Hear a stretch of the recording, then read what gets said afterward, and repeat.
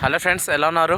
మేమైతే చాలా బాగున్నాము ఫ్రెండ్స్. ఈవేళైతే మేము సంవత్సరం మొత్తాన్ని కూడా పండించుకున్నటువంటి పంటనైతే ఈ యొక్క సీజన్ వచ్చేసరికి నవంబర్ డిసెంబర్ వచ్చేసరికి చాలా మటుకు కూర్చుకోవడం అనేది జరుగుతుంది. అంటే కోసుకొని లేదంటే ఈ విధంగా కోసుకొని తర్వాత వచ్చి మేమైతే ఇంటికి తీసుకెళ్ళి దీన్ని అయితే మంచిగా ఎండబెట్టి కలాల దగ్గర దాన్ని అయితే మేము కొట్టి తర్వాత గింజల్ని తీసి దాని ద్వారా మేము ఏంటంటే ఆహారం కింద మేమైతే ఉపయోగించుకుంటాము.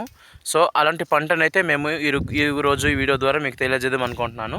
ఆ వీడియో వచ్చేసి మనకి రాగులు అంటే పిలుస్తాం కదా ఫ్రెండ్స్. ఆ షార్ట్కట్లో మా వాడుక భాషలు చెప్పాలంటే సోలు అని పిలుస్తాము. ఆ సోలునైతే మేము గత సంవత్సరం వేసుకున్నాము.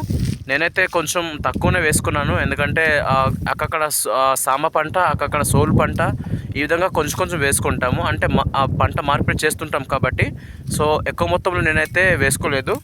కొంచెం చిన్న గుడ్డి దగ్గర అయితే నేను వేసుకున్నాను. అంటే సంవత్సరం సరిపడేటువంటి ఒక 2 బస్తాలు కానీ ఒక బస్తా వచ్చేటట్లుగా మేమైతే వేసుకుంటాము. ఎందుకంటే ఇది చాలా కష్టపడాలి.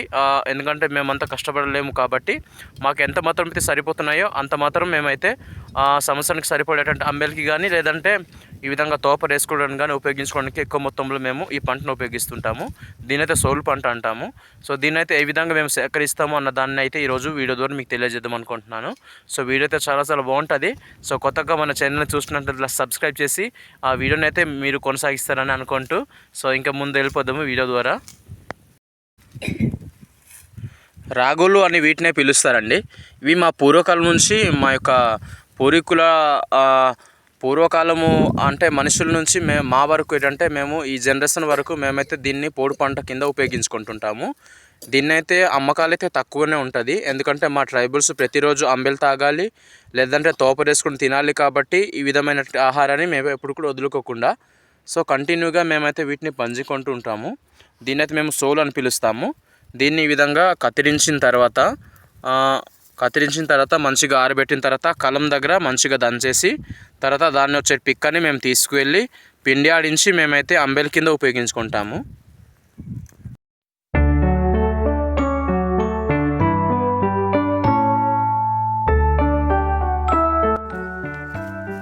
ఫ్రెండ్స్ చూసారా, ఇదే సోల్ అనమాట.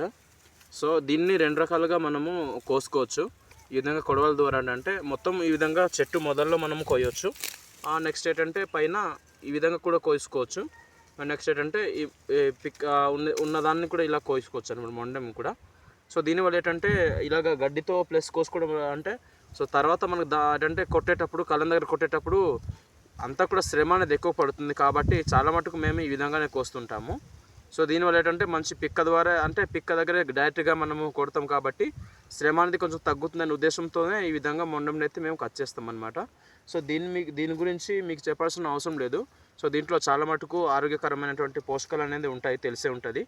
ఐరన్ ఇవంతా కూడా గుండెపోటు సంబంధించినటువంటి ఎటువంటి రోగాలైనా నియంత్రించేటువంటి ఒక బెనిఫిట్స్ దీంట్లో ఉన్నాయని మీకు తెలిసే ఉంటుంది.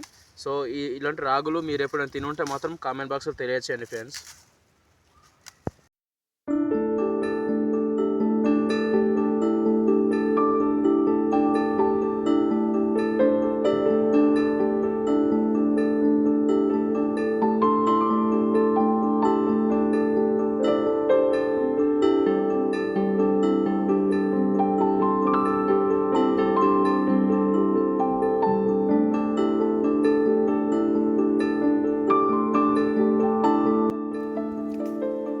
ఇదేనండి సోలు అనమాట. దీన్నైతే మేము సంవత్సరానికి ఒకసారి పంట కింద ఉపయోగించుకుంటుంటాము. ఎక్కువ మొత్తంలో అయితే వేసుకోమే. మేము ఎంతవరకు అయితే మాకు పొలాలు ఉన్నాయో అంతవరకు మేమైతే పోడు పంటల దగ్గర ఇలాంటి చిన్న గుడ్డల దగ్గర మేమైతే వేసుకుంటుంటాము. ఇది చాలా మటుకు పూర్వకాలమైనటువంటి పంట. మా యొక్క తాతల నుంచి ఇది పండించుకుంటూ వస్తున్నాము. సర్వసాధారణంగా ఇది మంచి మాకు బలాన్ని ఆరోగ్యాన్ని ఇస్తుంది కాబట్టి మేము ఎప్పటికి కూడా ప్రతి సంవత్సరం కూడా దీన్ని వేసుకోవడం అయితే జరుగుతుంది.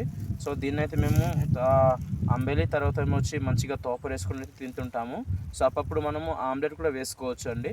ఈ విధంగా అయితే మేము ఈ యొక్క ఆర్గానిక్ పంటను అయితే మేము పండించుకుంటాము. మీరు మీ ఏరియాలో కానీ పండించుకుంటే మాత్రం కామెంట్ బాక్స్లో తెలియచేయండి. ఇలాంటి కొడవల దగ్గర అయితే ఇదే సంత దగ్గర దొరుకుతుంది. మేము కూడా ఓన్గా పెట్టుకోవచ్చు, కానీ ఇది కర్ర ద్వారా చాలా మటుకు చెక్క ద్వారా పెట్టుకోవచ్చు. ఇది నేను సంత నుంచి కొనుక్కొచ్చింది కాబట్టి ఈ విధంగా ప్లాస్టిక్తో అయితే అంతబడి ఉంది. ఇంకొకటి చూపిస్తాను మీకు. వేరేది ఎక్కడ ఉంది? ఇదైతే అనమాట ఇది మనం సొంతంగా తయారు చేసుకున్నటువంటి కొడవలి అని చెప్పొచ్చు. సో ఇది చూసారా దీనికి డిఫరెన్స్ ఎలా ఉందంటే ఇది మేము సొంతంగా మంచిగా ఏంటంటే కర్రలతో చేసుకొని అంటే వేడిగా చేసి మనం సొంతంగా చేతి పని చేసుకున్నటువంటి కొడవలి ఇది మంచిగా చెక్కతో పెట్టుకొని తర్వాత ఇదిగా మంచి ఒక ఇనుముని తీసుకొచ్చి దాన్ని బాగా కాగబెట్టి ఈ విధంగా తయారు చేసుకున్నామండి. ఇదైతే చాలా చాలా బాగుంటుంది. సో సర్వసాధారణంగా మేమైతే ఎంత మటుకు మాకు సాధ్యమైనంత పని వస్తుందో అంత మటుకు మేమైతే సొంతంగా చేసుకొని మేమైతే పనిముట్లను తయారు చేసుకునే ప్రయత్నం అయితే చేస్తూ ఉంటాము. సో మీరు కూడా ఇలాంటి అనుభవం ఉంటే మాత్రం కామెంట్ బాక్స్లో తెలియచేయండి. సో ఈరోజు వీడియో ఇది ఫ్రెండ్స్. ఈ విధంగా అయితే మా యొక్క పొలంలో అయితే పంట ఈ విధంగా వచ్చింది. కొన్ని అయితే చిన్నది వచ్చింది, కొన్ని అయితే కొంచెం పెద్దదే వచ్చింది. అయినా పర్వాలేదు, మరి ఏం చేస్తాము రానిది మరి. సో అందుకనేసి బాధపడాల్సిన అవసరమే లేదు. మాకైతే ఇది సంవత్సరం మొత్తం కూడా సరిపోతుంది ఈ పంట అనేది. సో నాకైతే చాలా చాలా హ్యాపీగా ఉంది. ఇవిగో చూసారు కదండి, వీటిని అయితే మనం కొర్రలని పిలుస్తాము. సో చూడడానికి మంచిగా ఎండిపోయిన తర్వాత ఏమొచ్చి కోత కాలం వచ్చేసరికి ఈ విధంగా గోల్డ్ కలర్లో అయితే కన్వర్ట్ అవుతాయి. సో వీటిని ఈ విధంగా నలుపుకొని